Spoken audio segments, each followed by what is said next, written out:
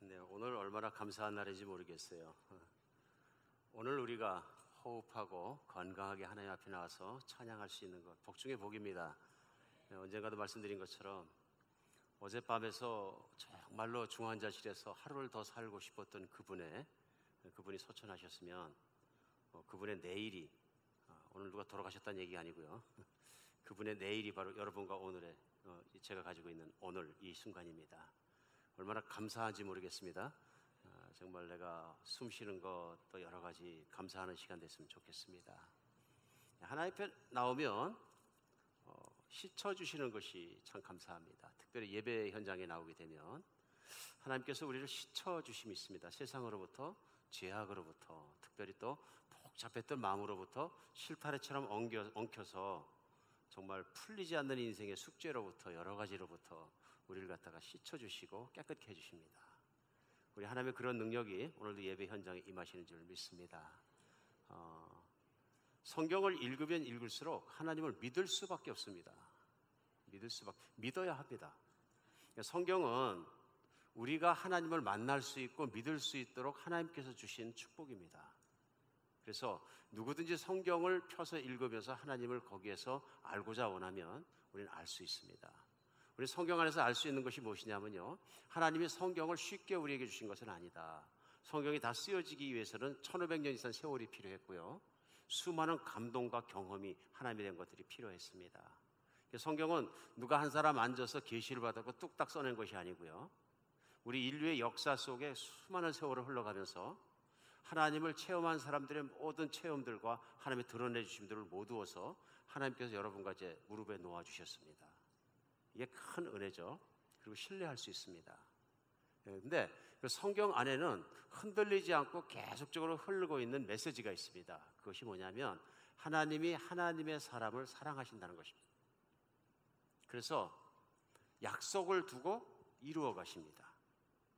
그래서 약속을 두고 이루시는 것을 보면서 우리도 믿을 수 있게 도와주십니다. 어느 시간에 하나님이 즉흥적으로 말씀하신 것이 하나도 없는 것 같고요, 하나님은 모든 것을 아시고 계획하시고 미리 보시고 약속을 주시고 나중에 그것이 일어나게 합니다. 여기에 큰 의미가 있다고 저는 생각합니다. 즉흥적으로 이렇게 일어났으니까 내가 하나님이야, 그게 아니고요, 앞으로 정확하게 시간을 가르쳐 주지 않으시고 미래에 이런 일이 있을 것이다 하는 약속을 복으로 주시는 거예요. 그리고 세월이 흘러가서 보니까 그것이 이루어졌다 하는 것입니다. 그것이 성경 안에 그런 것들로 가득합니다. 가장 대표적인 것이 뭐냐면 메소포타미아 지역에서 살고 있던 한 사람, 아브라함이라는 사람을 성경이 시작하는 창세기 12장에서 불러내십니다. 그를 불러내셔갖고 하신 일은 12장에 나오는 것 그것입니다. 그게 복을 주시고요, 자손에게 복을 주시고 내가 너로 큰 나라를 이루게 해주겠다 약속하십니다. 근데 실제로 아브라함이 현실적인 삶은 뭐냐면요, 하나님의 그 약속이기 때문에, 미래의 일이기 때문에 현실 속에서는 볼 수 없었습니다. 그렇기 때문에 아브라함이 할 수 있는 일은 한 가지밖에 없습니다. 하나님을 믿든지 믿지 않든지. 근데 아브라함이라는 사람은 하나님 믿기로 작정을 했습니다. 하나님을 그걸 기뻐하셔서 그에게 주신 블레싱대로 이루어 가십니다. 그런데 정말 그에게 힘들었던 건 뭐냐면 100살 먹도록 애가 없는 거예요. 자손이 하늘의 별 같고 나라를, 큰 민족을 이루겠다고 말씀하셨는데 현실이 반대로 가는 것입니다. 그런데 그 사람이 끝까지 믿었다. 하나님이 그것을 기뻐하셨다. 그래서 결국은 아들 하나 늙음하게 낳았는데요, 하나님 주셔서 그 아들을 통해서 자손이 번져가기 시작하고 성경은 그걸 한 대 한 대 따라가면서 일어난 일들을 실제 여러분과 제가 살고 있는 지구에 살았던 사람들의 역사를 통해서 증거하고 있습니다. 하나님이 아브라함에게 말씀하신 그 약속이 실제로 이 땅에 확 일어난 것은 세월이 흘러서 성경에 오늘 본문이 나와 있는 역대기 때입니다. 그래서 오늘 역대기 하 말씀 7장 말씀 우리가 본문 말씀으로 같이 받고 있습니다. 근데 이 7장 말씀의 배경이 뭐냐면요, 그 아버지 솔로몬의 아버지였던 다윗이 성전을 짓기를 원합니다. 왜냐하면 다윗 때 통일 왕국을 이루고 정말 하나님의 나라가 커졌습니다. 커져서 너무 감사하는 마음으로 하나님의 성전을 짓기 원하는데 하나님께서 안 된다 그러십니다. 그래서 아들을 통해 짓겠다 하니까 다윗이 한 일이 뭐냐면요, 역대기 상에서는 맨 마지막까지 성전을 짓기 위해서 준비한 일들입니다. 그가 하나님을 위한 믿음과 은혜만큼 많이 준비합니다. 근데 얼마나 많이 준비하냐면 그가 준비했다는 금을 오늘날 제가 도량형으로 환산해 보니까 10톤짜리 카고 트럭 10대 분량입니다. 순금만. 그게 얼마짜리인지 저도 모르겠어요. 10대가 순금을 싣고 10톤짜리 카고 트럭이 지나간다고 생각하면 맞습니다. 하나님 성전을 짓기 위해서 그가 준비한 것이고요. 그 아들 솔로몬이 더 많은 것을 준비합니다. 그래서 봉헌해서 하나님의 성전을 짓습니다. 예, 아름답게 짓겠죠? 놀라운 헌신과 온 국민의 헌신과 2대에 걸친 왕들이 성전을 짓고 낙성식을 합니다. 거기서 하나님 앞에 봉헌 예배를 드리는 거죠. 제사를 드리고 그 봉헌 예배 중에 오늘 본문의 전장에서는 6장에서는 솔로몬이 하나님께 기도합니다. 기도의 핵심은 이것입니다. 하나님께서 이 성전을 바라보시고 성전에서 하는 기도를 들어주시옵소서 하는 거죠. 그랬더니 오늘 본문 내용은 뭐냐면요, 하나님의 응답입니다. 하나님의 응답이 11절부터 뭐냐면요, 솔로몬이 여호와의 전과 왕궁 건축 마치기를 솔로몬의 심중에 여호와의 전과 자기 궁궐에서 그가 이루고자 한 대로 다 형통하게 이루었다 하고 얘기합니다. 하나님의 뜻대로 형통하게 이루어졌다. 근데 12절에 보면 밤에 여호와께서 솔로몬에게 나타나사 그에게 이르시되 내가 이미 내 기도를 듣고 이것을 택하여 내가 제사하는 성전을 삼았다 말씀하십니다. 이게 응답입니다. 내가 이미 너의 기도를 들었다. 그리고 내가 이 성전을 나에게 제사하는 성전으로 내가 삼았다. 받으신 거죠. 그러면서 이 성전이 하나님과 하나님 백성이 만나는 곳으로 이미 확증했다 말씀하십니다. 참 놀라운 건 뭐냐면요, 이 성전이 지어지고 이 자리가 있기까지 이스라엘 백성은 오랜 세월이 지나야 되겠습니다. 아브라함에게 약속을 하시고요, 큰 민족을 이룬다 그랬는데 아브라함은 아들 하나밖에 못 받습니다.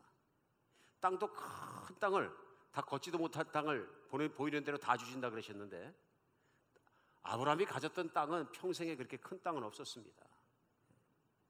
그저 장사 지낼 만한 막벨라 굴 하나 가지고 있는 정도였지 돈은 있었던 것 같은데 땅이 많았더라 그런 얘기는 전혀 없습니다.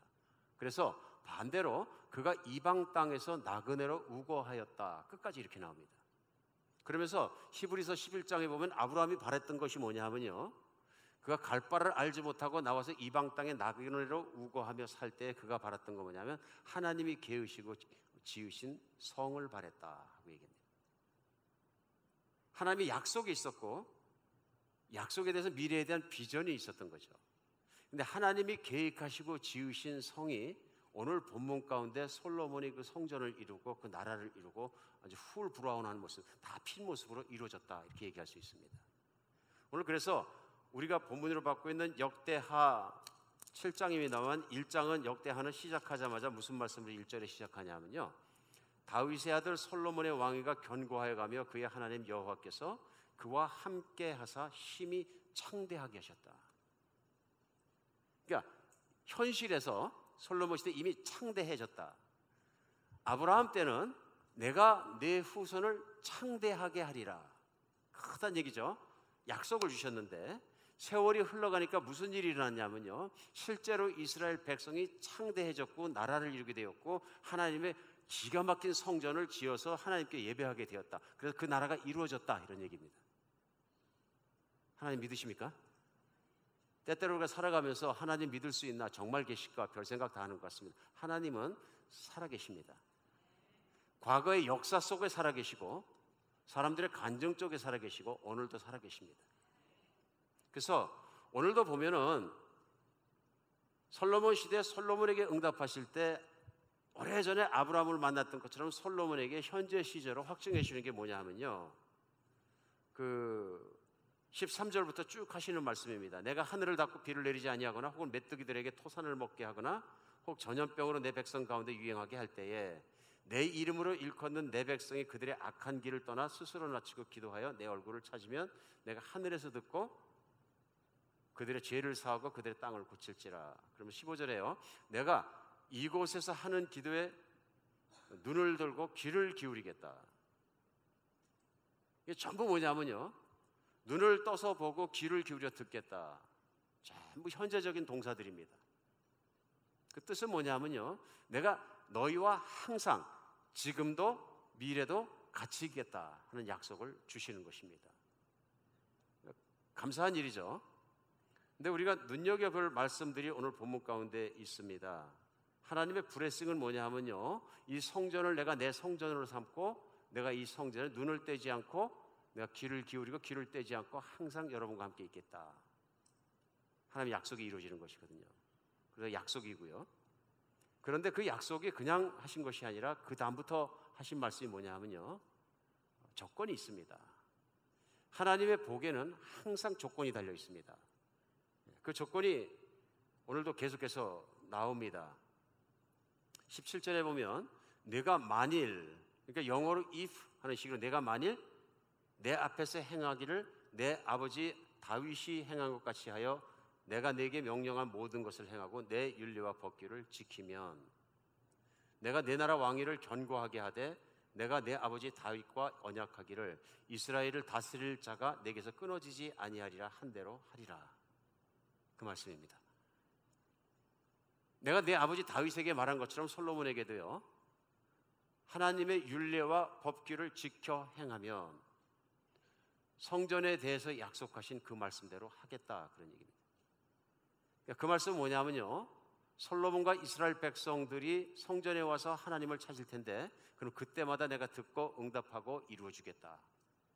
그리고 심지어는 오늘 그 땅도 고쳐주겠다, 환경도 바꿔주겠다, 여러 가지 약속들을 하시는 거죠. 그래서 형통케 하겠다 하고 약속하시는 것입니다. 그러나 그 조건이 뭐냐면 하나님 말씀을 듣고 따르면 하는 조건이 항상 붙어 있다. 그러면 뭐가 있을까요? 듣고 따르지 않으면, 이 말씀이 뭐냐면요, 19절에 그러나 너희가 만일 돌아서서 내가 너희 앞에 둔 율례와 명령을 버리고 가서 다른 신들을 섬겨 그를 경배하면, 20절입니다. 내가 너희에게 준 땅에서 그 뿌리를 뽑아내어 내 이름을 위하여 거룩하게 한 이 성전을 내 앞에서 버려. 오늘 무슨 말씀이냐면요, 우리가 잘 생각해 봐야 되는 게, 성전 너무 멋있고 너무 잘 지었고 하나님이 인정해 주셨습니다. 그러나 만약에 하나님 말씀을 듣고 따르지 않으면 이 성전을 버리시겠다. 뿐만 아니라 하나님의 백성으로 내 백성이라고 오늘 14절에 붙은 내 백성 이스라엘 백성을 내가 20절에 뭐라 그럽니까? 내가 너에게 준 땅에서 뿌리를 뽑아내겠다, 이렇게 말씀하십니다. 그리고 21절엔 이 성전이 비록 높을지라도 그리로 지나가는 자마다 놀라 이르되 여호와께서 무슨 까닭에 이 땅과 이 성전에 이같이 행하셨는고 하면 대답하기를 그들이 자기 조상들이 애굽 땅에서 인도해 내신 자기 하나님 여호와를 버리고 다른 신들에게 붙잡혀 그것들에 경배하며 섬김으로 여호와께서 이 모든 재앙을 그들에게 내리셨다 하리라 하셨더라. 예, 말씀을 전하고 준비하면서 고민이 그것이었습니다. 오늘 뒤에 있는 재앙의 부분을 쏙 빼고도 아주 은혜로운 말씀이 될 것 같습니다. 그렇죠? 앞에까지 솔로몬에게 내리신 복과 그 기도를 들어주신 것과 약속하신 것들과 내가 내 기도하는 것마다 듣고 다 이루어질게, 그까지 피어리도 딱 찍어놓으면 충분히 훌륭한, 정말 은혜가 되는 그런 말씀이 될 것 같습니다. 저는 고민하던 끝에 이 말씀의 뒤에 계속되는 말씀이고 붙어있다는 사실에 주목하게 되었습니다. 이 말씀이 계속 가면서 보면은 무슨 말씀하시냐면요, 내가 너희가 말을 듣지 않고 내 말을 따르지 않는다면 성전도 필요 없다, 그런 말씀이 따르습니다. 그러면서 한마디로 말해 성전 버리겠다 그러셨어요. 성전을 버리겠다. 때때로 우리는 하나님께서 말씀을 통해서 전달하시고자 하는 그분의 마음과 진의보다 그분께서 무엇을 주시겠다 하는 것에 초점을 너무 많이 맞출 때가 있는 거 아닌가 생각해 보게 됩니다. 우리가 성전에 너무 초점을 맞추다 보면 무슨 생각이 있냐면 성전이 너무 중요해져서 나중에 성전이 하나님보다 커질 수도 있다. 그럴 수 있을까요? 네, 충분히 그럴 수 있다. 오늘 하나님께서 바라보시는 성전에 대한 바른 시각, 건강한 시각을 우리가 갖지 못하면 잘못하면 우리가 잘못될 수도 있다, 그런 생각이 들었습니다. 그래서 신앙은 하나님의 말씀 속에 비추신 진의를 깨닫고 그 말씀대로 하나님의 길을 따라가는 것이 참으로 바른 길이고 복된 길이겠다 하는 생각이 듭니다. 그러면 오늘 하나님의 말씀에 비추어 봤을 때 성전의 참된 의미는 무엇이겠습니까? 하나님은 왜 성전을 짓도록 말씀하시고 성전 이전에 이스라엘 백성을 광야에 불러내서 첫 번째 하신 일이 뭐냐면 성막을 짓는 일이었습니다. 결국 그 성막이 성전이 되는데요, 오늘 그 성막을 짓는 것이나 성전을 지어서 하나님 정말 그게 봉헌하는 것이 왜 이렇게 중요한 일일까요? 성전의 의미는 무엇일까 하는 것입니다. 오늘 본문 가운데 나와 있는 성전의 의미는 아주 심플하고 정확하게 나옵니다. 더 이상 정확할 수가 없습니다. 그것은 뭐냐면 이 성전에서 백성들이 무엇을 하는 곳이냐 하는 것입니다. 그래서 본문 가운데 13절에 나와 있는 말씀처럼 홍내가 하늘을 닫고 비를 내리지 아니하거나 혹 메뚜기에게 토산을 먹게 하거나 전염병으로 내 백성 가운데 유행하게 할 때에, 이거 무슨 말씀이냐면요, 하나님은 가나안 땅에 이스라엘 백성과 함께 항상 계시겠다고 약속하셨습니다. 이건 언약입니다. 그런데 하나님이 보시기에 이스라엘 백성이 악을 행하고 벌을 내리실 수밖에 없을 땐 벌을 내리신다는 얘기입니다. 제일 먼저 하늘문을 닫고 농업이나 목축하는 사람들에게 비가 안 오는 건 치명적인 일입니다. 오늘날 비즈니스 하는 분 계시는데 어떤 자기 영업을 하시는데 손님이 갑자기 무슨 얘기예요? 평상시에 하루에 1000명씩 들어오셔야 되는데 손님이 안 오더라, 이런 얘기. 이게 비 닫는 거죠. 하늘문을 닫는 것입니다. 내가 닫아버렸을 때, 혹은 농사는 잘 졌는데 메뚜기 떼가 와서 다 먹어버렸을 때, 혹은 전염병이 돌아가지고 국민 중에서 수많은 사람이 죽어 넘어지기 시작했을 때, 이것이 하나님께서 이스라엘 백성을 훈련하시고 징계하시는 채찍으로 느꼈으면 이스라엘 백성이 갈 데가 어디 있습니까? 없는 거죠. 네, 모두 성전으로 몰려와서 이 백성이 14절에 나와 있는 것처럼 내 이름으로 일컫는 내 백성이 악한 길을 떠나서 스스로 낮추고 기도하며 내 얼굴을 찾으면 내가 하늘에서 듣고 그들의 죄를 용서해주고 그 땅에 있는 모든 재앙도 스탑하고 고쳐주시겠다. 뭐 하는 곳입니까, 성전은? 예, 하나님의 백성이 하나님을 찾아와서 스스로 무릎 꿇고 자기의 죄악을 깨닫고 그 죄를 용서받는 것입니다. 용서받는 것입니다. 우리는 예배, 그러면 어떻게 보면 찬양하는 것, 노래하는 것, 예배이고 중요한 일이지만 하나님은 구약의 성경에서 보면은 성막을 첫 번째 만들고 하신 일도 뭐냐면 제사입니다. 제사는 비참한 것입니다. 동물의 목을 자르고 피가 콱콱 나오고요, 그 피를 뿌리고 그 몸을 태우는 것입니다. 그러니까 제사 현장에 가면 끔찍할 수밖에 없는 것이죠. 그래서 성막을 짓고 레위기에서 보면 제사에 대해서 제일 먼저 나옵니다. 그게 뭐냐면 성막을 짓는 목적인 거죠. 그래서 이스라엘 백성이 광야로 나와서 하나님께서 명령해서 첫 번째 한 일은 뭐냐면 출애굽기에서 한 일이죠. 출애굽기에 한 일을 가장 중요하게 한 단어로 압축한다 그러면 성막 짓기입니다. 성막. 그러니까 출애굽기는 성막을 짓고 성막을 다 완성하면 출애굽기가 끝납니다. 핵심인 거죠. 근데 출애굽기 다음에 해야 될 일인데 그 다음에 연결되는 게 뭐냐면 레위기입니다. 그 다음에 레위기가 연결된 이유는 뭐냐면요, 백성들이 그럼 지어놓은 성막에서 무엇을 할 것이냐 하는 것입니다. 레위기에서 첫 번째 나오는 것은 뭐냐면 5대 제사가 쫙 나옵니다. 누구든지 나를 만나기 원하거든 회막으로 나오라. 이게 레위기의 시작입니다. 누구든지 나를 만나기 원하거든 왜? 회막으로 나오라. 그러니까 성막을 짓게 하신 가장 큰 이유는 나를 만날 사람은 나와라. 그런데 그 회막에 들어가는 가장 중요한 일이 뭐냐면 제사부터 시작하라. 내 죄를 닦고 시작해라. 그러니까 인간이 가지고 있는 가장 큰 문제가 뭐냐면요, 불신앙과 연약함 때문에 죄를 계속 짓는 것입니다. 하나님은 모든 사람의 기도를 들으시고 다 들어주시고 사랑할 수 있지만 죄인의 기도를 들어주실 수는 없습니다. 이거 믿으십니까? 하나님은 거룩하시기 때문에 죄인의 욕심에 따른 기도는 들어줄 수 없다, 그런 얘기예요.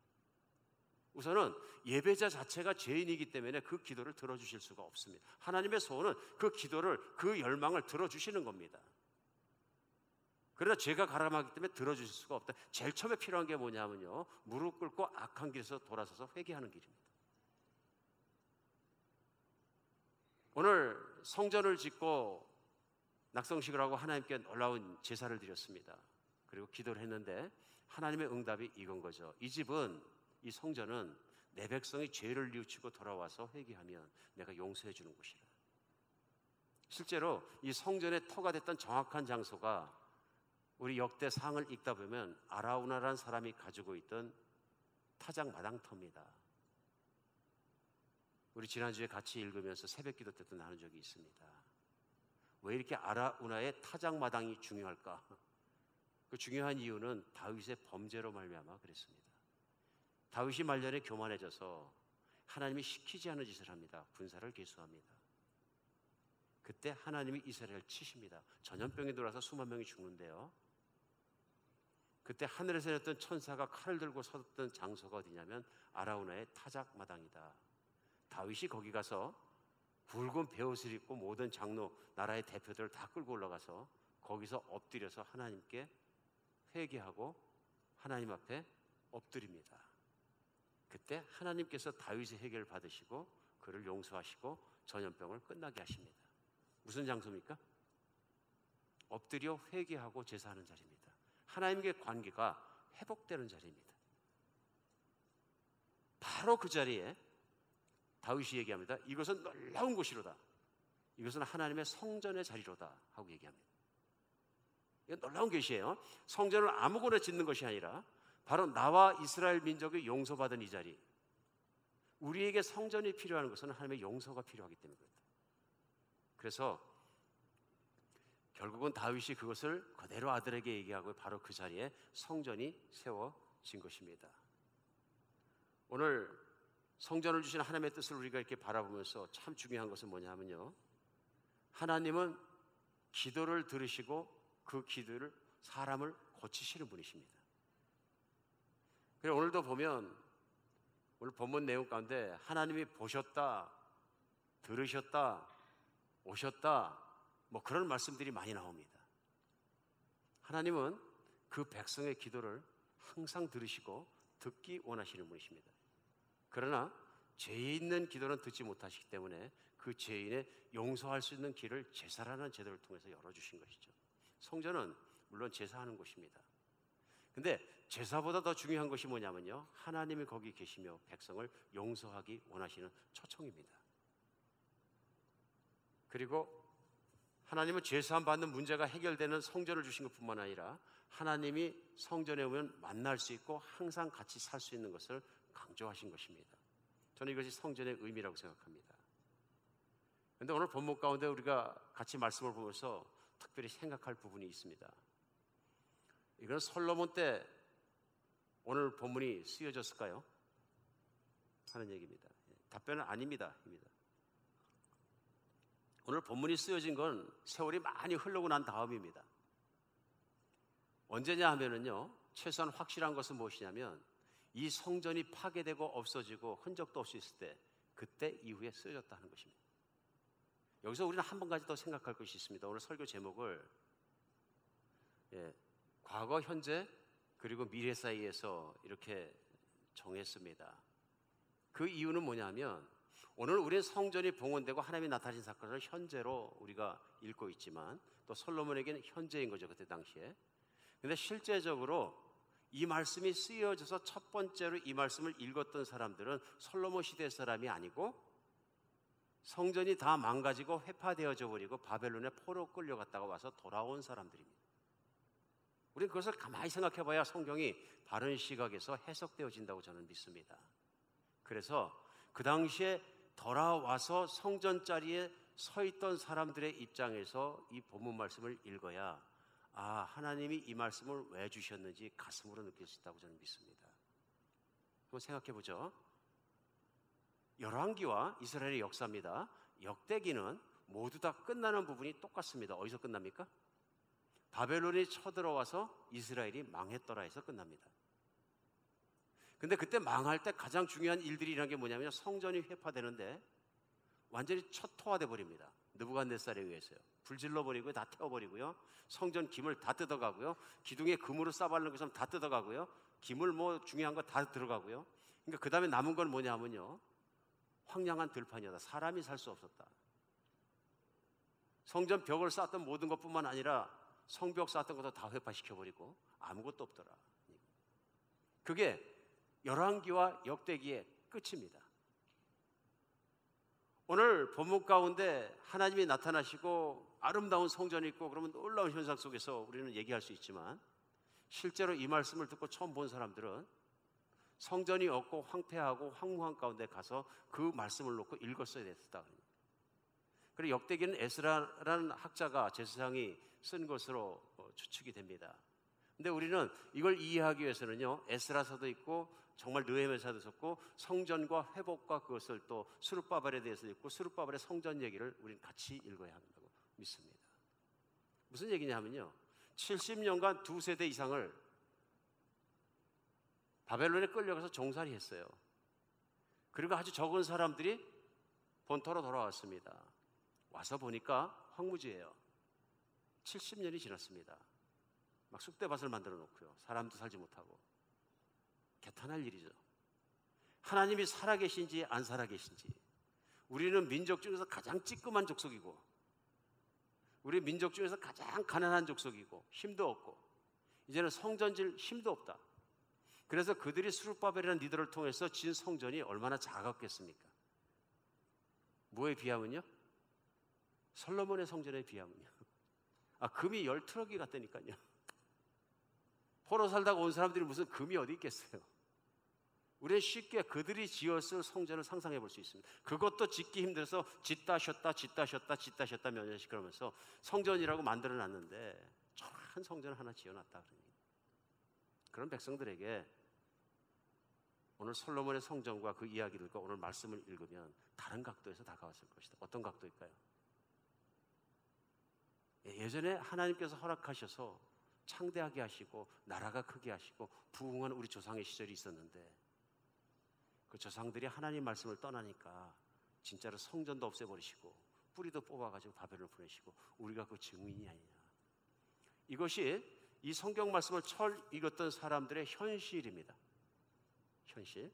그 다음에 오늘 역대기를 써서 그 백성에게 읽게 한 사람은 지도자죠. 과거를 보여주고 있습니다. 언제요? 솔로몬의 시대의 것을 보여주고 있습니다. 역대기에서. 다윗의 시대의 것을 보여주고 있습니다. 왜 그럴까요? 깨달음을 위해서 그런 것입니다. 하나님 말씀을 듣고 따르지 않으면 이런 일이 생긴다 하는 것입니다. 무슨 얘기냐면요, 오늘 현재 우리가 눈으로 보고 있는 황폐함과 이 모든 것과 초라함과 망한 것과 패만 것과 이 모든 모습은 왜 그러냐면 과거를 보면 답변이 나온다 그런 얘기예요. 그래서 과거를 써준 것입니다. 솔로몬 때 이렇게 좋았는데 그 후에 오는 우리 조상들이 얼마나 하나님 말씀을 안 듣고 떠났는지, 그 가장 큰 이유가 무엇입니까? 타협한 것들, 마음으로 하나님 떠난 것들. 대표적인 이유들이 뭐냐면 하나님을 떠나서 우상을 섬긴 건데, 우상을 섬긴 이유가 뭐냐면 부자가 되고 잘 살기 위해서 섬긴 것입니다. 이방 민족들 보니까 바알을 섬기는 농사가 더 잘 되는 것 같은 거겠죠. 그러니까 타협하는 겁니다. 하나님께 제사를 안 드리는 것이 아니라 이방 민족의 바알 신도 섬겨서 혹시 하나님이 하늘 문을 닫고 브레싱을 안 주시면 바알이 브레싱을 좀 또 비가 오고 또 장사가 잘 될 줄 아느냐, 이런 거죠. 더 확실한 인생을 살고 싶은 겁니다. 제가 볼 땐 그렇습니다. 그래서 정말로 우리가 봐도 이상하게끔 하나님의 백성이신데 제사도 드리고 바알도 섬기는 일을 계속합니다. 그러다가 부자가 됩니다. 그때 사람들이 마음이 다 떠난 것 같습니다. 하나님께 드린 제사는 뒷전이고요, 바알에게 쫓아가고 세상을 쫓아 따라가면서 배부른 것 갖고 삽니다. 하나님 말씀에 등한해지게 되고요, 말씀을 아예 버려버립니다. 버렸다는 얘기는 뭐냐면 말씀이라는 것이 어디 있는지도 기억하지 못합니다. 성전은 있는데 말씀이 어디 있는지 모릅니다. 그렇기 때문에 제사장이 성전 보수하다가 말씀을 거기서 발견하고 깜짝 놀랍니다. 뭐 이런 게 있느냐 하고. 이해하실 수 있죠? 이런 현상이 일어난 것입니다. 하나님이 때리실 수밖에 없기 때문에 결국은 오늘 솔로몬에게 역대하 7장에서 말씀하신 대로 이스라엘 백성을 뿌리를 뽑고 성전을 파괴시켜 버리신 것입니다. 오늘 생각해 보겠습니다. 성전이 중요할까요? 예, 중요합니다. 아니면 성전을 주신 하나님의 뜻을 이해하는 게 중요할까요? 저는 성전을 주신 하나님의 뜻을 이해하는 게 중요하다고 생각합니다. 우리 때때로 인간은 연약하기 때문에 믿음이 연약하니까 어디에 뭐가 나타난다더라 그러면 확 쫓아가는 것 같습니다. 심지어는 유럽 어디에서 누가 성모 마리아상 앞에서 기도를 했는데 성모 마리아에서 눈물이 나왔는데 눈물이 피로 떨어져서 빨갛게 뚝뚝 떨어졌다더라. 그랬더라 이죠. 전 세계에서 순례객이 몰려들어가지고 줄 엄청나게 서가지고 거기서 기도하려고 난리라 그러는데 마리아상 앞에 가서 기도해야지 응답되는 겁니까? 아니면 신령한 장소나 신령한 예배 장소에 가서 그런 교회에 가서 기도해 응답되는 겁니까? 그런 얘기죠. 하나님의 뜻보다 장소가 중요해져 버리고 잘못된 왜곡된 관점을 우리가 갖게 된다 그런 얘기입니다. 오늘 중요한 얘기는 뭐냐 하면요, 하나님은 하나님의 백성이 회개하고 돌이켜서 하나님 말씀을 따라가는 참 자녀가 되기를 원하시는 겁니다. 그렇죠? 그래서 성전을 주신 거예요. 그런데 우리 지난주까지 히브리서 말씀 나눴습니다. 히브리서에서 제일 중요한 게 뭐였던지 기억하십니까? 이겁니다. 예수님이 최고입니다. 솔로몬이 지었던 성전보다 낫습니다. 솔로몬 때 드렸던 제사보다 낫습니다. 그분이 우리의 최고의 제사장이시고 그분이 스스로 제물이 되어서 아버지께 드렸으므로 아버지께서 그 제사를 받았다는 확실하고 중요한 증거는 그분을 3일 만에 부활시키신 것입니다. 예수 그리스도의 철저한 죽음까지의 순종은 아버지를 기쁘시게 해드렸고 누구든지 예수님만 믿고 그분의 이름을 붙잡고 믿음으로 기도하면 또 엎드려 회개하면 하나님께서 정말로 죄를 용서하시고 정말 받아주십니다. 얼마나 감사한 일입니까? 이제는 소 끌고 양 끌고 제사터에 가지 않더라도 예수님께서 그렇게 2000년 전에 해 주셨기 때문에 과거입니다. 오늘 내가 예수님의 그것을 내가 말씀 그대로 받아들이면 오늘 내가 죄를 용서받습니다. 그리고 미래입니다. 누구든지 예수님을 믿으면 예수 아니는 자에게는 하나님의 영광과 그날에 살게 하실 정말 약속이 있기 때문에 나는 미래가 하나님의 나라에서 영원히 살 것을 내가 믿습니다. 오늘 우리에게 이 말씀 가운데 특별히 적용할 것이 있습니다. 오늘 이 역대기 말씀이 이스라엘 사람들에게는 또 없어져 버리는 황폐한 들판에서 만약에 옛날에 있었던 하나님의 성전을 생각하면서 이 말씀을 받았다면 생각할 게 있죠. 뭡니까? 이제 우리가 회개해야 될 때라. 왜 이렇게 황폐해졌는지. 오늘 여러분과 제가 이 말씀을 보면서 저는 이렇게 적용했으면 좋겠어요. 제일 먼저 오늘 나는 말씀에서 탈선하지 않았는가 한번 돌아봐야 합니다.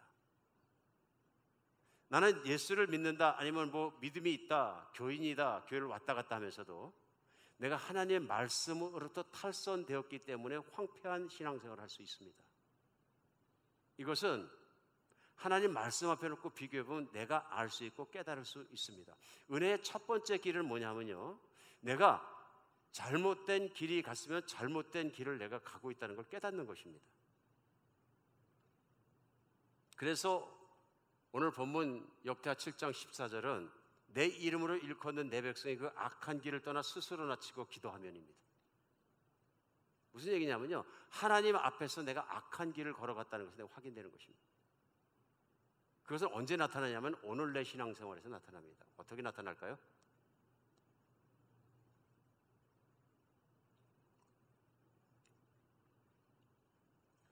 때때로 주일날 예배 들어오시면서 무거운 마음으로 들어오신 분도 계십니다. 그럼 하나님, 내 마음을 좀 씻어주세요. 내 마음을 좀 낫게 해주세요. 힘듭니다.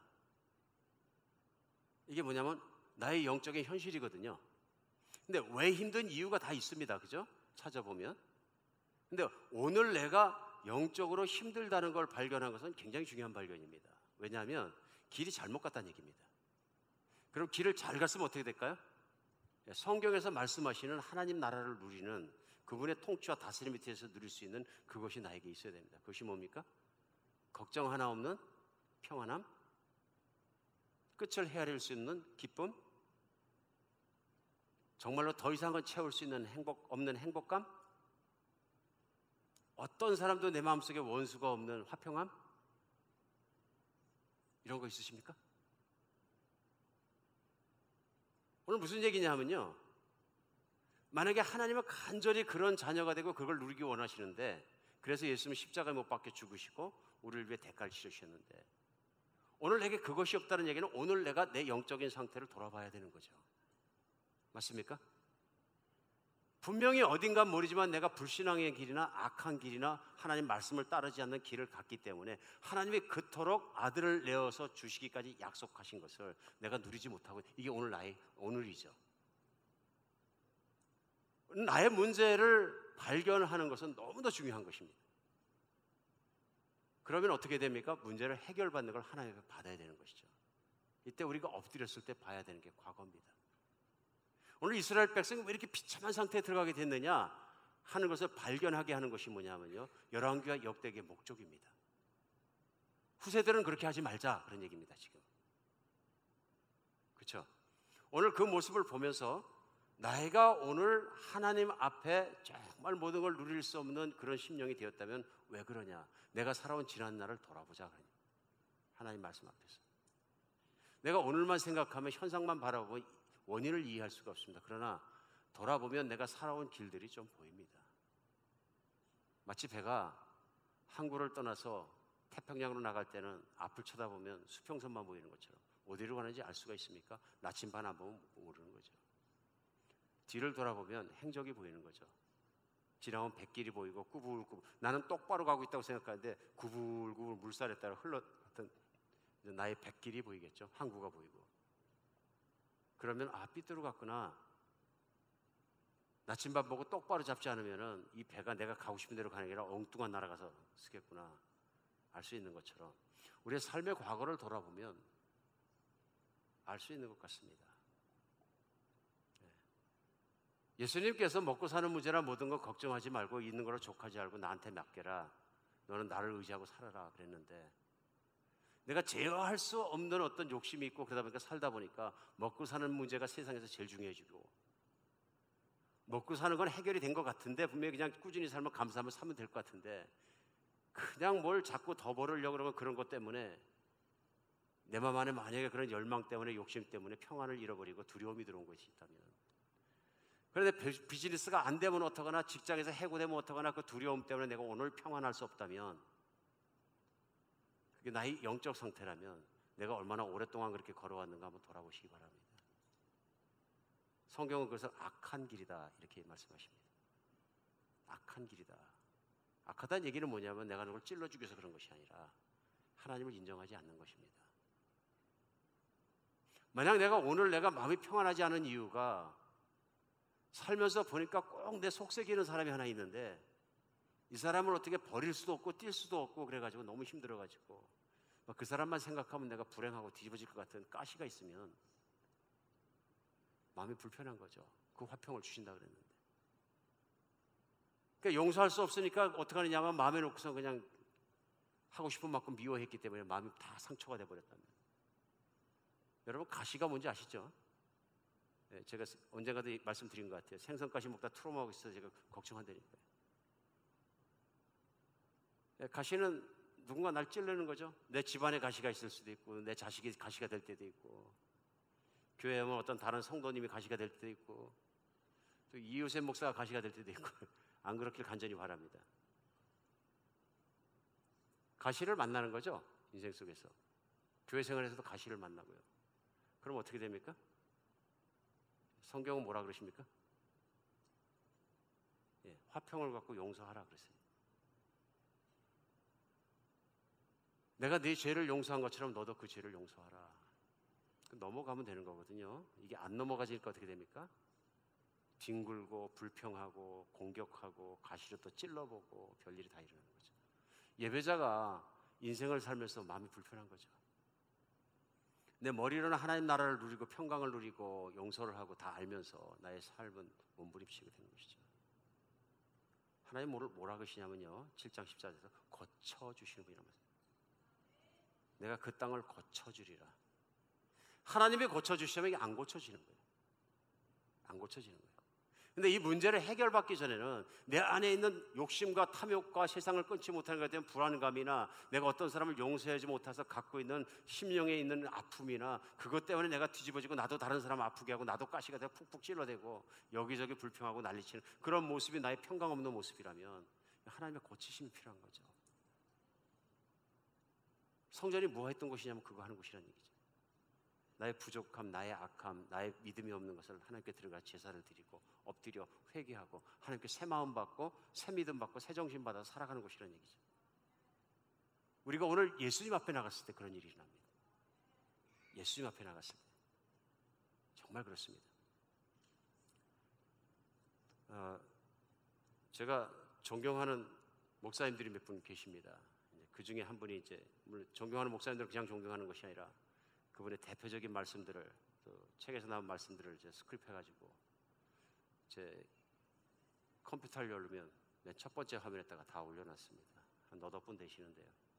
그 중에 한 분이 먼저 소천하신 이준표 목사입니다. 한신교회를 심무하시다가 가셨는데 별세 신앙으로 아주 유명한 분입니다. 이분의 말씀 중에서 저는 그 존경하는 목사님의 대표적인 말씀을 하나 딱 뽑아놓습니다. 워드에다가. 그래서 제가 힘들 때마다 읽습니다. 모범이 돼서 정말 챌린지가 되면 그것도 꺼내 읽고. 선배 목회자들의 그걸 보는 건 굉장히 큰 도움이 됩니다. 멘토를 가진 것 같습니다. 제가 이준표 목사님의 글 중에서 대표적으로 한 편만 딱 읽는 것이 뭐냐 가시라는 말씀을 하셨는데요. 가시에 대해서.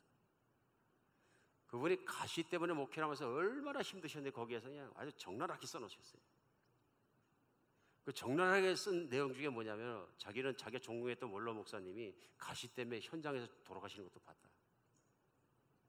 그 원로 목사님이 당회에 들어가서 장로님들과 7시간 마라톤 회의를 했는데 집에 들어가셔 얼굴 벌겋게 끄고 눈 벌겋게 계셨는데 가슴이 답답해 그날 밤에 심장마비로 돌아가셨다. 7시간 회의를 했으니 싸웠다 그럽니다. 소리 지르고. 그러면서 자기는 그때 놀랬다. 이렇게 신령하신 목사님도 가시 박히니까 죽는구나. 가시는 사람이 죽는 거구나. 자기는 가시 때문에 죽는 사람 많이 봤다. 그 말씀을 쓰셨어요. 그러면서 자기가 가시 때문에 죽는 걸 체험한 것은 목회를 하면서부터 드러나기 시작했다. 어느 교회 가서 첫 심을 하시는데 장로님으로 피택된 피태 장로님이 삶이 영 안 된다고 보신 거예요. 그래서 그 피택을 취소시키셨나 봐요. 담임 목사님이. 당연히 원수 됐겠죠. 원수 돼가지고 이제 그분 이 목사님 표현에 하면 피택 장로 가시가 찔러대기 시작하더니 그 딸 어린 가시도 초등학생인데 찔러대고 나중에 보니까 온 교회 가시가 찔르는데 가시가 너무 많아갖고 죽을 것 같더라. 악담이 퍼져가지고 성가대 안에 퍼졌는데 성가대 전체가 가시가 돼갖고 설교를 하는데 잡담을 해서 도저히 설교를 진행할 수가 없었다. 참다 못 참아서 나중에 폭발해서 성경책을 확 집어 던졌는데 조용히 하라고. 그 성경책이 날아가서 한 여학생 머리에 만나서 피가 나서 이제 그게 당에 회부되고 노회에서 들어와서 결국 징계를 먹어서 당회장권을 뺏기고 목사를 물러나게 됐다. 그때 청계산골에 들어가서 몇 개월을 기도하면서 많이 울었다. 죽고 싶었고 가시도 많이 놓쳤다. 자기는 틀린 일을 한 일이 없는데 그때 하나님께서 가르쳐 주셨다. 어떤 목사는 가시가 박히면 가시로 찔리는 가시 목사가 되고 어떤 목사는 가시에 찔려 죽고 너는 가시로 면류관을 써라. 그걸 네 면류관으로 삼아라. 내가 부른 내 부르심의 길을 따라 나왔기 때문에 찔리는 가시라면 말씀을 똑바로 따라가기 위해서 그런 것이라면 찔리는 걸 영광으로 알고 머리에 써라. 피 좀 나면 어떠냐. 그때 이분이 그걸 철저하게 깨닫고 하신 일이 뭐냐면 가시 때문에 찔려 나는 죽지 않는 목사가 되겠다. 두 번째, 나는 나도 가시가 되고 마구 찔러대는 목사가 되지 않겠다. 가시는 그냥 참는 것이다. 근데 이게 너무너무 중대한 발견이었다. 예수님은 가시에 찔려도 참으셨기 때문에. 그걸 알고 나서 한신교회를 시작하는데 불같이 부흥하더라.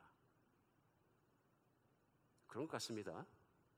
진리는 알지만 그 말씀이 내 삶과 내 것과 나의 현재를 치유해 주시고 미래를 바라보게 하는 능력을 주시는 것은 다른 얘기입니다. 믿음으로 들어와야 되는 것 같습니다. 그것이 결국 우리의 믿음이 성숙이 아닌가 싶습니다.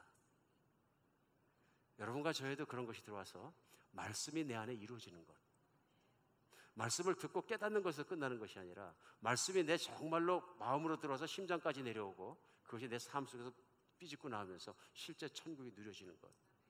이 은혜가 여러분과 제가 있으면 좋겠습니다. 말씀 우리 믿음을 위해 주셨습니다. 말씀의 결국은 내 마음에 떨어져 내 삶에 드러나야 합니다. 이것이 성전을 주신 이유입니다. 망가진 백성도 고쳐주시려고, 쓰러져 보던 백성도 일으켜 주시려고, 더러워진 백성도 깨끗게 해주시려고 성전을 주셨는데 이제 우리에겐 예수님을 주셨습니다. 하나님의 은혜가 우리에게 베풀어주는 주일이 되었으면 좋겠습니다. 기도하겠습니다.